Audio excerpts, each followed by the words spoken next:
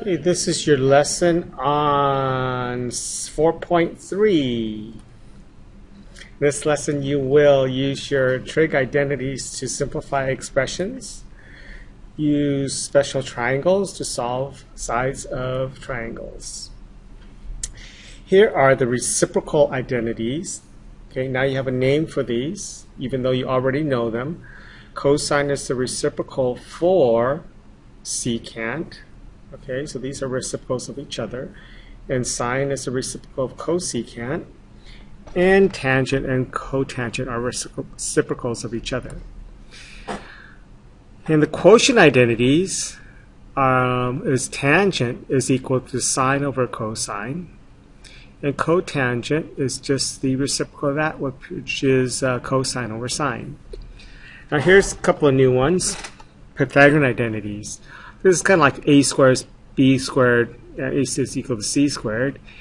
And sine represents the y value, and then cosine represents the x values, and the hypotenuse is the c. So this is going to be on the unit circle, hypotenuse is always 1. So this is your a squared plus b squared is equal to c squared, or sine squared plus cosine squared is equal to 1.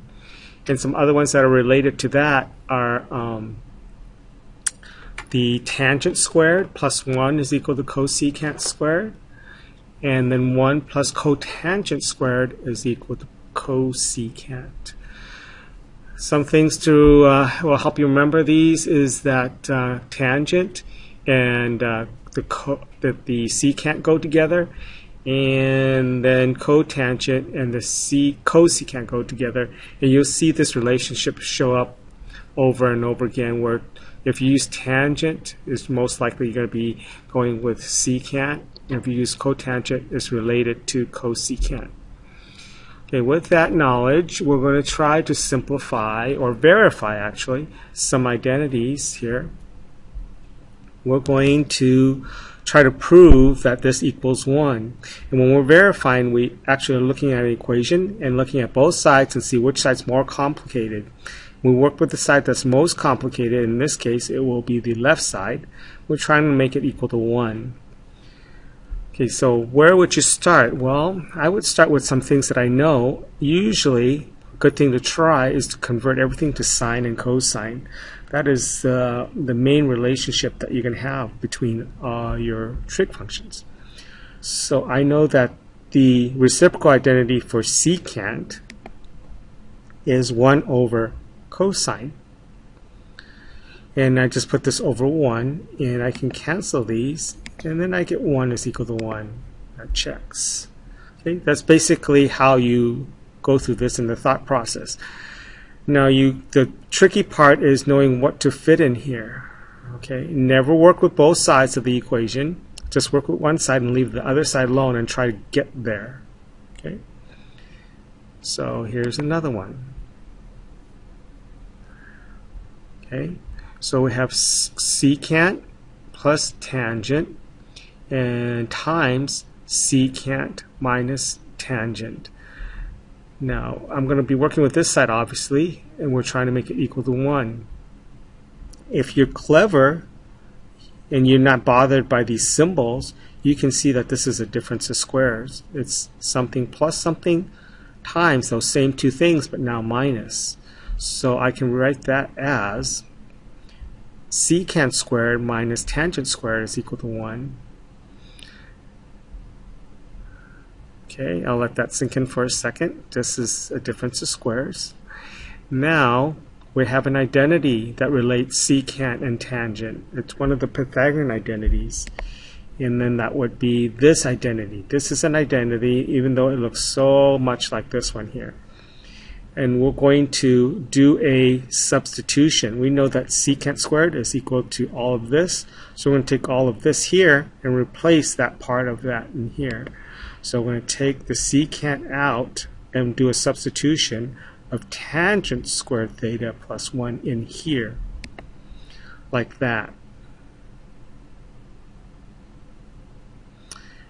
Okay, and we know that tangent square theta minus tangent square theta is just 0.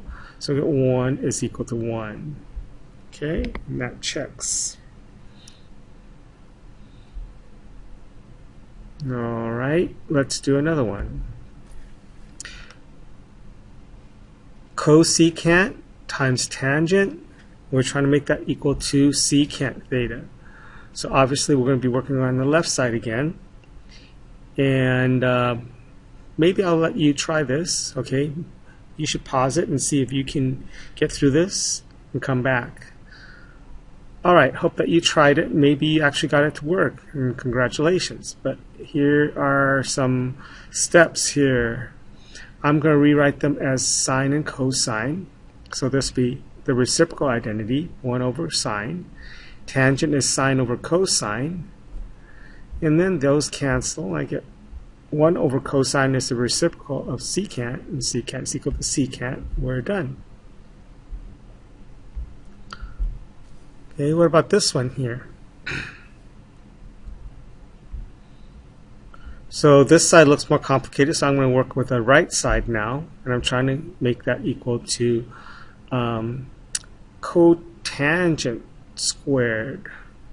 So we know that the reciprocal identity for this is cosecant squared. And we know that cosecant squared is equal to cotangent squared theta plus 1. That's a Pythagorean identity. And replacing my cosecant squared with cotangent squared plus 1, we get this. And then 1 minus 1 is 0. So we get cotangent squared is equal to cotangent squared.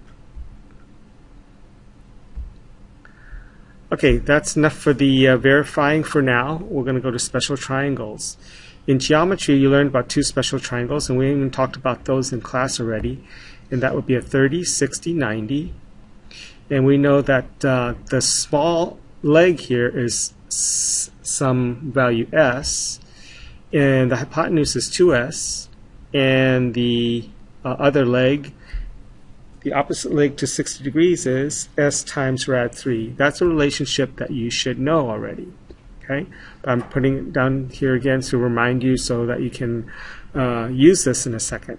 And a 45, 45, 90 has a relationship of s, s, and s times rad 2. Okay, how I always remember this is that the short side is the hypotenuse is twice as long as the short side, and the medium side, since all 3 sides are the same, are different. So that's how I remember 3 sides are different, rad 3. And since 2 sides are the same here, this is going to be a rad 2. Okay. So we're going to use the special triangles to figure out these 2 sides given just the hypotenuse. We know that the side opposite the 30 degrees is going to be half as long as that short side. So that's going to be equal to 6 on this side. And I know that this side is going to be that side times rad 3. So this y is 6, and then this side is that side times rad 3, so it'll be 6 rad 3. So that's how you get the other 2 sides, knowing the 30-60 relationship. But this one here, this one's a little more tricky. We have the leg that's opposite of the 60 degrees. So that will be equal to s rad 3, that's 12. Divide both sides by rad 3. Rationalizing that rad 3 in the denominator, I get 4 rad 3. Okay, so that's s, that's y. So then this over here has to be 8 rad 3 because this side is twice as long as that shortest side. Let's do one with the 45, 45, 90. So we know that this is s. So this has to be s, and this is 12 rad 2. Okay. Okay, one more. Try and work through this one on your own and come back and see if you're right.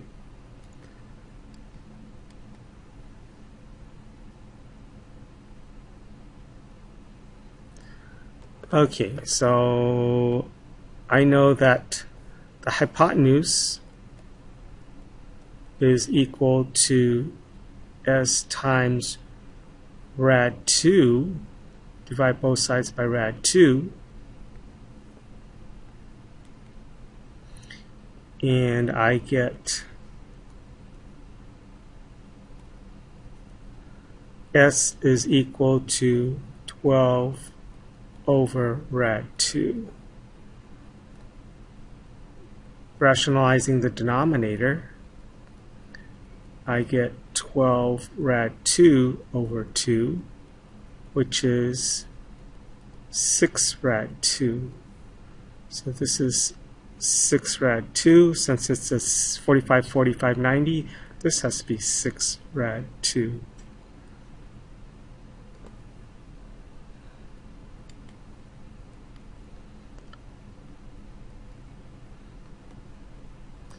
Okay, one more, and we're done. Let's see here. Try and do this one on your own. Come back when you're done. All right. I know that this side is equal to r is equal to 2s, and r is equal to 40, which is equal to 2s. Divide both sides by 2 and get s is equal to 20. So this is 20. This side here will be s rad 3, which is equal to 20 rad 3. All right.